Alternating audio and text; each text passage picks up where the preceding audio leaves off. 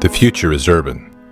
By 2030, urban areas are expected to grow by 1.4 billion, with that growth occurring almost entirely in the developing world. Cities will account for 60% of the world's population and 70% of the world's GDP. The urban environment will be the locus where drivers of instability will converge.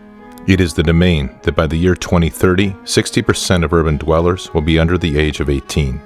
The cities that grow the fastest will be the most challenged as resources become constrained and illicit networks fill the gap left by overextended and undercapitalized governments. The risk of natural disasters compounded by geography, climate changes, unregulated growth, and substandard infrastructure intersect to frustrate humanitarian relief. Growth will magnify the increasing separation between rich and poor. Religious and ethnic tensions will be a defining element in the social landscape. Stagnation will coexist with unprecedented development as impoverishment, slums, and shantytowns rapidly expand alongside modern high-rises, technological advances, and ever-increasing levels of prosperity. This is the world of our future. It is one we are not prepared to effectively operate within, and it is unavoidable. Megacities are complex systems where people and structures are compressed together in ways that defy both our understanding of city planning and military doctrine. It is an ecosystem that demands a highly agile and adaptive force to successfully operate within. Infrastructures will vary radically, with concentrations of high-tech transportation, globally connected air and seaports, contemporary water, utilities, and waste disposal intermixed with open landfills, overburdened sewers, polluted water, and makeshift power grids. Living habitats will extend from the high-rise to the ground-level cottage to subterranean labyrinths, each defined by its own social code and rule of law.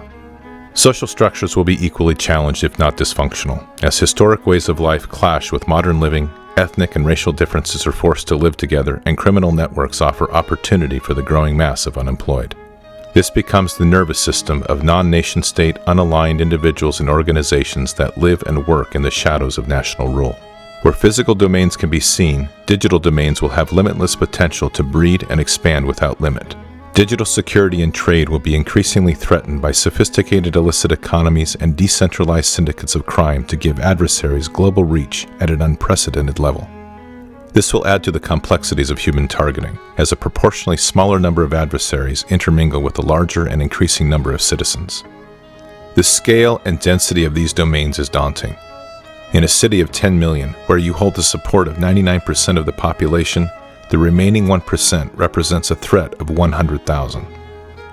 It is an environment of convergence, hidden amongst the enormous scale and complexity of the megacity. These are the future breeding grounds, incubators, and launching pads for adversaries and hybrid threats.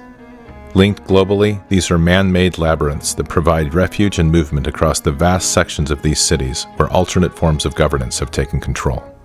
The advice of doctrine, from Sun Tzu to current field manuals, has provided two fundamental options.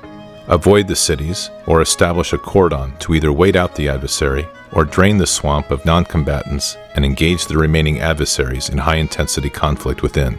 Even our counterinsurgency doctrine, honed in the cities of Iraq and the mountains of Afghanistan, is inadequate to address the sheer scale of population in the future urban reality. From the streets of Aachen to the Citadel and Way, we have defeated adversaries who attempted to use urban terrain to their advantage. Urban conflict is written deep into the Army's histories. But in tomorrow's conflict, these megacities are orders of magnitude greater in complexity, and our current options do not meet strategic ends. Our future operations must allow us to rapidly return the city to the people. They will be too large and complex to isolate or cordon in their entirety. Yet our soldiers will have to operate within these ecosystems with minimal disruption and flow.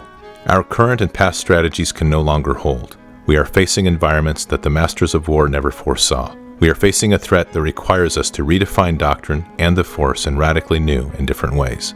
The future Army will confront a highly sophisticated urban-centric threat that will require that urban operations become the core requirement for the future land force. The threat is clear. Our direction remains to be defined. The future is urban.